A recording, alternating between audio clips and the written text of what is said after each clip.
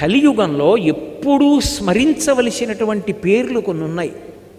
ప్రతిరోజు నిద్ర లేవగానే 4 పేర్లు తలుచుకోవాలి. మొదటి పేరేది అంటే కర్కోటకుణ్ణి తలుచుకోవాలి, కర్కోటకుడు పాము. రెండవది దమయంతిని తలుచుకోవాలి. 3 నలమహారాజు గారిని తలుచుకోవాలి. 4 ఋతుపర్ణుణ్ణి తలుచుకోవాలి.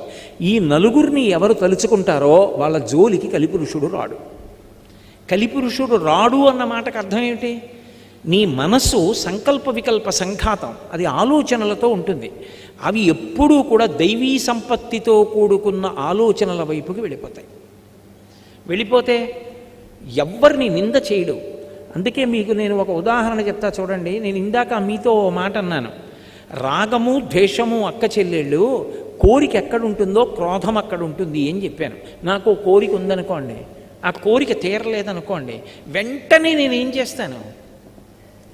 నా కోరిక తీరకపోవడానికి వీడు కారకుడని ఎవడో ఒకడిని నేరస్తుణ్ణి చేసే ప్రయత్నం చేస్తాను. విమానం ఎక్కేశాను, చెన్నై వచ్చేసాను కాబట్టి సరిపోయింది.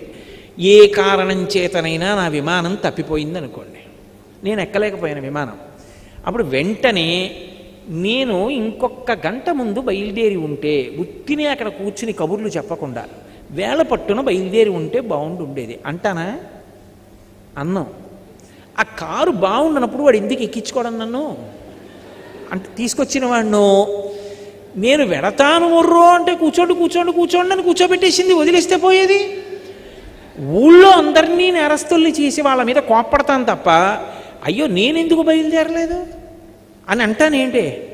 ఒక్కనాటికి అనను.